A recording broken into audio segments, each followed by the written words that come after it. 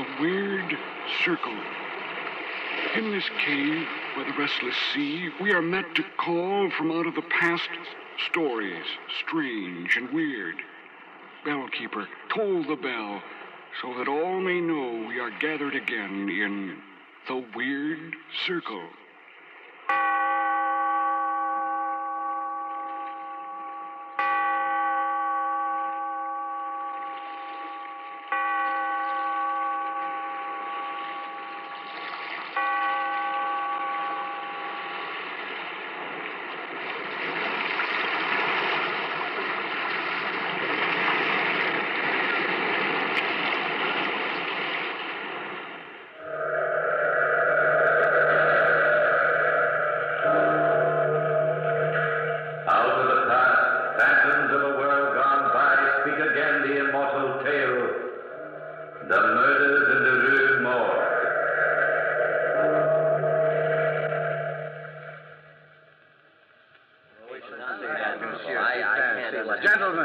Gentlemen, please, may I have your attention? Very well.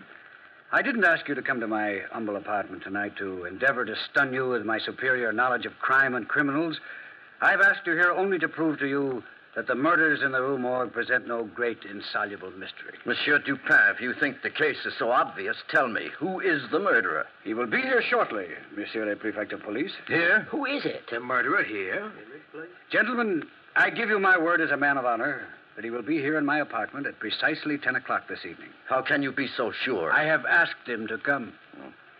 It is exactly 9 o'clock now, gentlemen.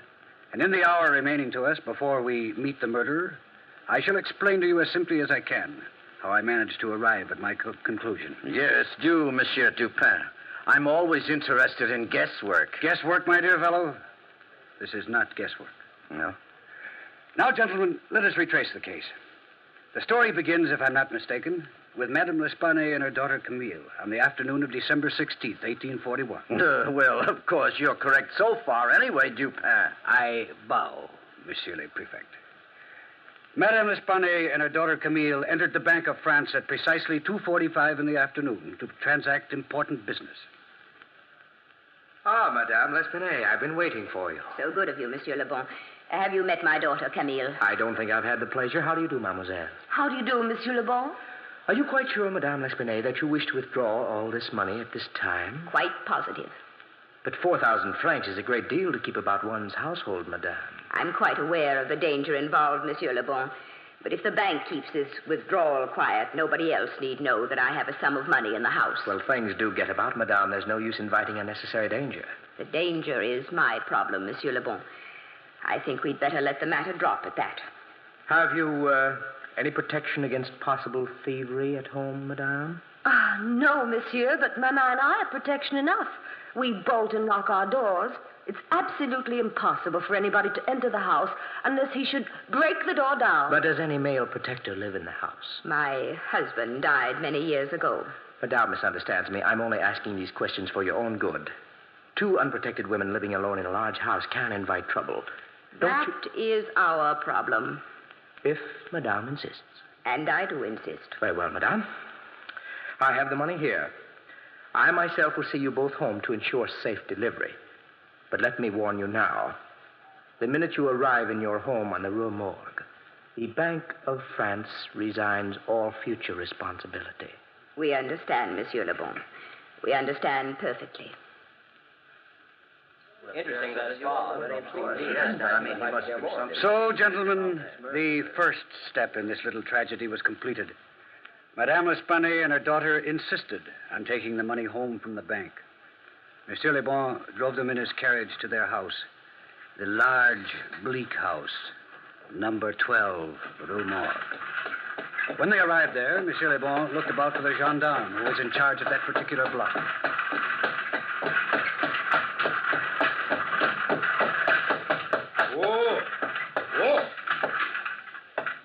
May I help you out, Mademoiselle Camille? Oh, thank you, Monsieur Le Bon. Madame?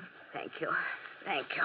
Is that the gendarme on the corner? The gendarme usually on this block? Not having had any reason to talk to the gendarme, Monsieur Le Bon, I wouldn't know. Yes, I think it is, monsieur. Gendarme! Gendarme! All this fuss over a little money. Really, you'd think we were incapable of taking care of ourselves. Well, I think Monsieur Le Bon is very thoughtful, Maman. Gendarme! Coming, monsieur, coming. Do you live on the first floor, Madame L'Espanaye? On the 4th floor, in the back of the house. I own this house, and I've shut up all the other rooms. You mean this entire house is unoccupied You except for... called me, monsieur. Yes, I did. I want you to keep a special watch on this house for the next week or so. Madame L'Espanaye and her daughter will have a considerable amount of money in the house. I will watch the house like a watchdog. You would be better off if you did it like a man. Then you'd use your head instead of your feet. Monsieur. What is your name, gendarme? Gendarme Isidore Musée. Very well. Gendarme Isidore Musée. I leave these ladies in your care. You needn't worry about a thing, mademoiselle. And madame. I'm sure we won't. That is, as long as you don't spread the news around the neighborhood that we've got 4,000 francs hidden here in the house. Who, me, madame? I am the law, and your secret is safe with me. Come along, Maman. I'm getting hungry. Yes, dear. Thank you so much for all you've done, Monsieur Le Bon. It is nothing, mademoiselle, nothing at all. Just a courtesy extended by the Bank of France. I'll keep good watch, be assured of that. I'll keep very good watch. Gentlemen, let us proceed to the next event. Gendarme Isidore Musée kept a very good watch on number 12 Rue Morgue. At 11 o'clock the evening of the tragedy, he strolled into the shop 2 doors away from number 12 to buy a pouch of tobacco and to chat with his very good friend Pierre Moreau, a tiny man known as the neighborhood gossip.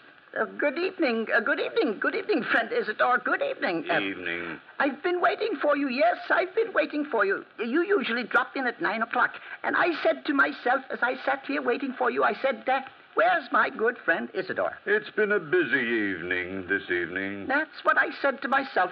If Isidore doesn't drop in to buy his usual box of tobacco, he's busy. There must be big news abroad, but then how could there be big news abroad on this block? That's what I said. You were wrong, Pierre. Very wrong. Wrong, eh? There is big news. Thievery? No. Murder? No. Well, then, I give up. It's a secret. Secret? What could be a secret? Somebody got married. That's no secret. Somebody died. That's no secret either. A child is ill, a contagious disease, an epidemic, or Paris will be infected? No. Well, I can't guess. If you promise not to tell a soul... Oh, not a soul. Well, Madame L'Espanaye Yes? and her daughter Camille have withdrawn 4,000 francs from the bank today and have it hidden in the house somewhere. No. And I must stand on guard. Oh, naturally. But don't tell a soul. No, not a soul. On my honor, not a single soul, Isidore. My word of honor. I swear it now. And so, by midnight, gentlemen, the entire neighborhood in the Rue Morgue was buzzing. 4,000 francs in the L'Espanaye household. I hear it was 10,000. 2 women all alone. Imagine it. 20,000 francs. I wonder where... And all that jewelry must be a veritable fortune hidden away. Do you know that they say she's got money hidden in every corner of the house? Imagine almost 1 million francs in that house. I always knew there was something strange about those 2 women living all alone in a house like that. And in the rear, 4th floor. Yes, sitting in the bedroom of the 4th floor rear. But while the neighborhood was busy gossiping and chattering, Mademoiselle Camille and her mother were completely unaware of the commotion they had caused. It was almost 3 a.m. Camille had just finished undressing, and her mother was sitting in front of the mirror, brushing her hair so that they didn't notice the window opening in back of them.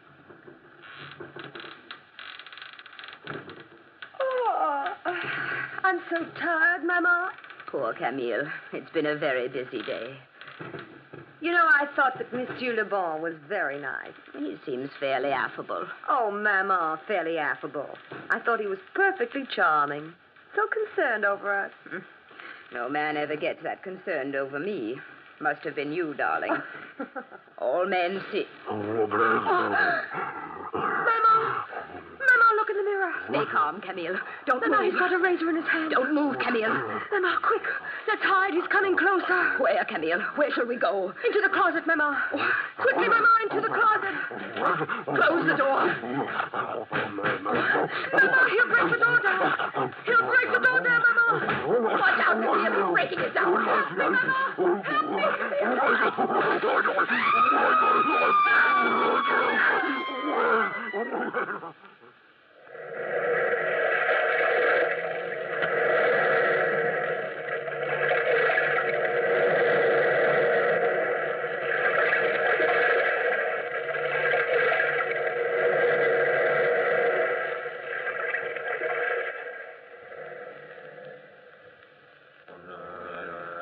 How terrible. Terrible. How awful. Quite right, gentlemen. Simply ghastly. We fully realize that this is a horrible atrocity, but we must remain factual. While all this was going on the fourth floor of number 12 Rue Morgue, the gendarme Isidore Musée, the little tobacconist Pierre Moreau, Monsieur Le Bon, who, strangely enough, was in the neighborhood at that very moment, and a passerby, a sailor, all four were attracted by the screams of the two women and immediately tried to break into number 12 Rue Morgue. Now stand back, everybody, while I break the door down. Stand back. This is the gendarme's job. Break it down, Isidore. Break it down. Up. Follow me, everybody. Up these stairs to the fourth floor. Down right behind you, Isidore. Right behind you. On the next slide. Keep going. Wait a minute. Wait. Listen to that. He's speaking Italian. No, it's Russian, Isidore. No, Italian, Pierre. I think it's Polish. How would you know Polish, Monsieur Le Bon? Have you ever heard Polish spoken? No, but listen again.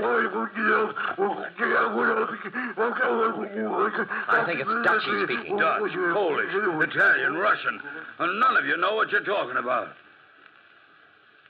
He stopped speaking, hasn't he? Yes, probably escaped. Yes, probably. I wonder. Try the door. Can you open it, Isidore? No, it's locked. I think we're too late. I'm sure of it, sailor. I warned you about the gendarme. Well, let's break the door down. 1, 2, 3. Look. What? Oh, the entire room is wrecked. Just exactly as if a maniac had torn up the place. The bed's torn apart. Yes. I've sailed the 7 seas, but I've never seen a place look like this in my entire life. Monsieur Le Bon, where are Mademoiselle Camille and her mother? I don't know. They're not in here. Look. Where? They're in the fireplace.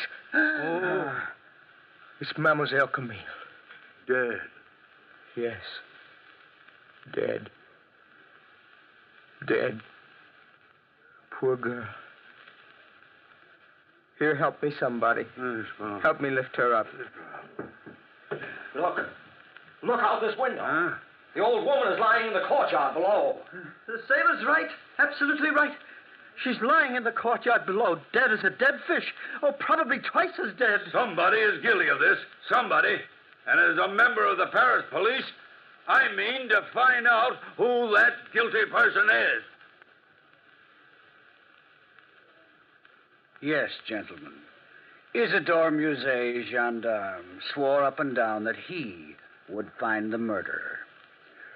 Well, at 4 o'clock that morning, I was awakened from a sound sleep and called to number 12 Rue Morgue to examine the evidence. Monsieur le Gendarme Musée was running around the room destroying the evidence, or at least what little evidence there was, as fast as he unearthed it. The 3 gentlemen who had been there with him were still waiting round out of a combined feeling of horror and curiosity. The sailor, whose name escaped me, was sitting on what was left of a bed, staring blankly around the room. Monsieur Pierre Moreau, the tobacconist, was watching Isidore Musée, the gendarme, play detective. He played it badly. And Monsieur Le Bon was the picture of dejection. I entered the room and gazed about while Isidore supplied me with all the facts in the case, at least from his point of view. Below. And that is exactly what happened, Monsieur Dupin. Very interesting, Monsieur Isidore Musée. And now, gentlemen, I wish to ask just a few questions. No, go ahead. Now, all of you seem to think you heard the voice of the murderer. Yes, indeed. Well, we did definitely. No doubt about it. And you, Monsieur Isidore Musée, you are positive that the murderer is an Italian? Positive, Monsieur Dupin. Absolutely positive. I could tell by his intonation. Do you speak Italian? Oh, no. Definitely not. Have you ever heard Italian spoken? No, monsieur, never. But I imagine... Yes? You imagine what? Oh, I imagine it would sound like that. I see. And you, Monsieur Le Bon, you said it was Polish. Definitely Polish, without a doubt. I judge you have lived in Poland a long time yet? No, but I heard Polish spoken once. Once. Yes. That makes you an excellent judge of the Polish language. How about you, Monsieur Pierre Moreau? What language did you say it was? Russian, I thought, but that's only a guess, since I admit, and I admit it very freely, I'm not a man to hedge. I've never heard a word of Russian in my life. I thought so. And how about you, sailor? I thought it was Dutch. I don't speak the Dutch language, but I've heard a considerable amount of Dutch spoken when I was in Holland 8 years ago. 8 years ago. I don't mean to make a suggestion, Monsieur Dupin, but Monsieur Le Bon was the only man beside myself who knew about the money being kept in this house. What are you insinuating, Monsieur Musée? Insinuating? I'm an officer of the law, and I think it was very peculiar that you should just happen to be in this neighborhood at 3 o'clock in the morning. Don't you live in this neighborhood, Monsieur Le Bon? No, but I've good reason to be here. Oh, so?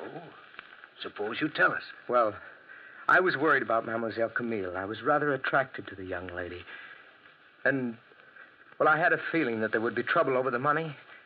Well, I was in the corner cafe having some tea until about 10 minutes before the murder occurred. And then you strolled by the house on your way home, correct? Quite correct. My tobacco store is open all night. All tobacco stores are open all night, Monsieur Pierre Moreau. I was just walking by. I didn't steal the money. But naturally.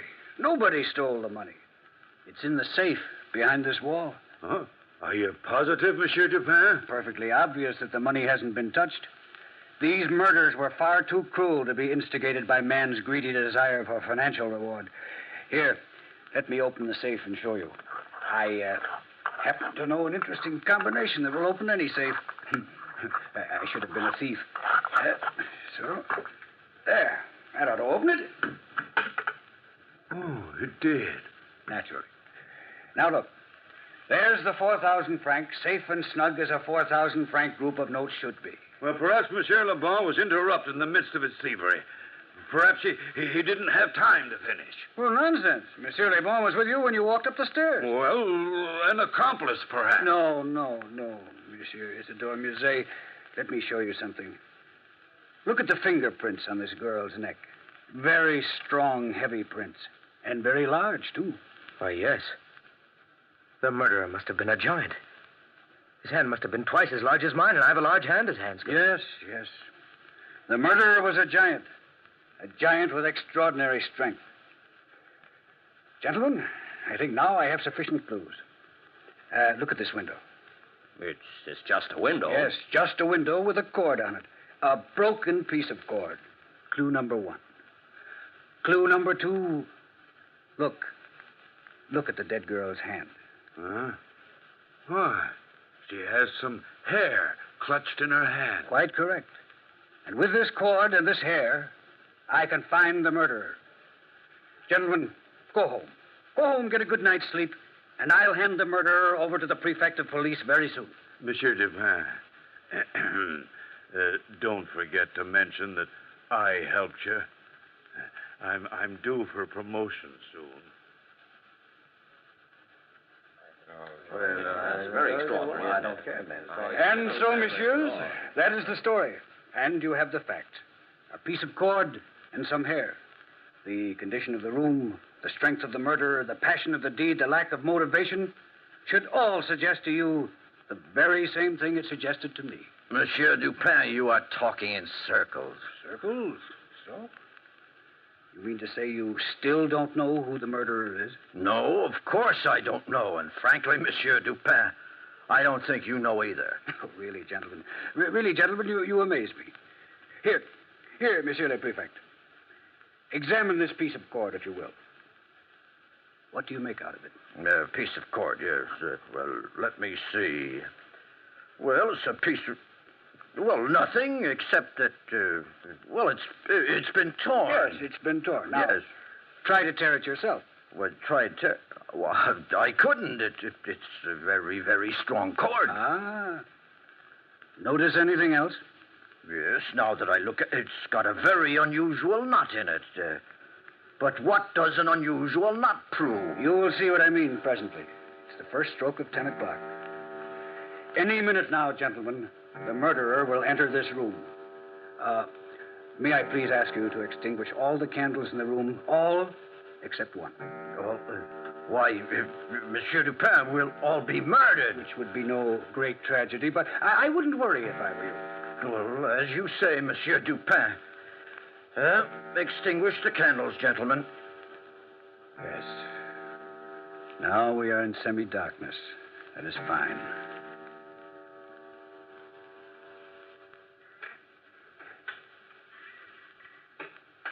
Listen, gentlemen. The downstairs door to my pension has opened and closed. The murderer is now downstairs. He is walking up the stairs. Now listen. Yes, listen. For the love of heaven. Quiet. He is coming closer. Gentlemen, are you ready to grab him when he enters? Yes, Monsieur Dupin. That is good. He is standing outside my door now, Monsieur le Prefect. Ready, gentlemen? Yes.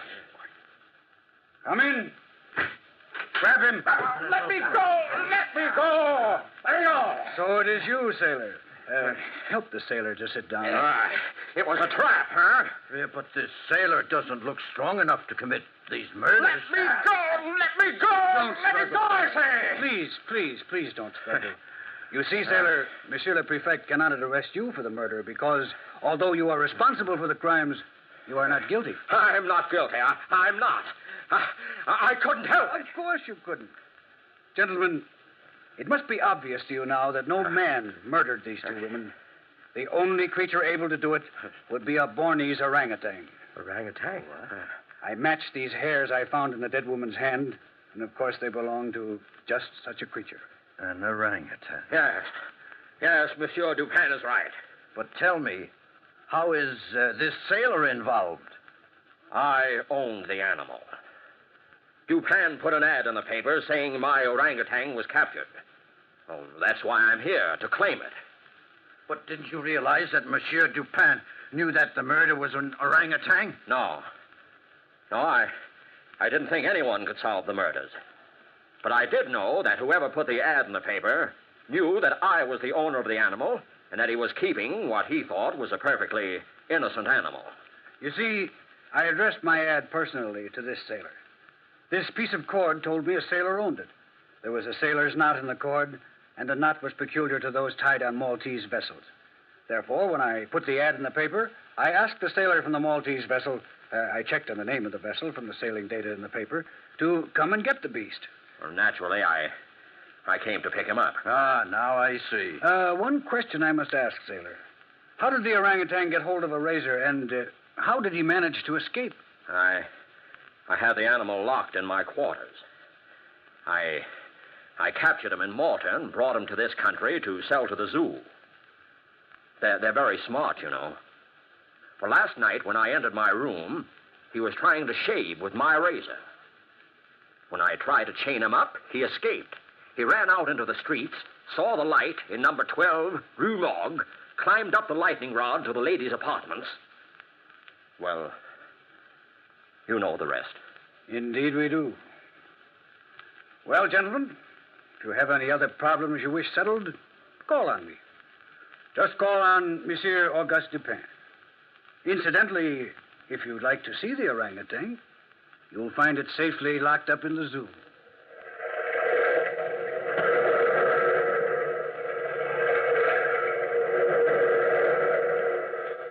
From the time-worn pages of the past, we have brought you the immortal tale, Murders in the Rue Morgue. Bellkeeper, toll the bell.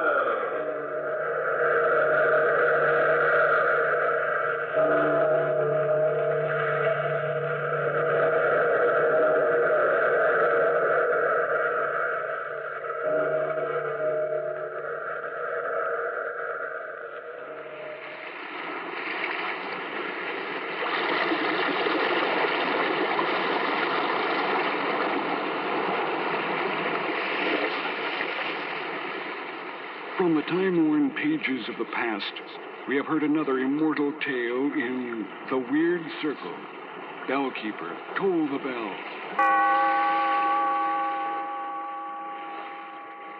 Be here in this lonely cave by the restless sea once again next time for another immortal tale in The Weird Circle.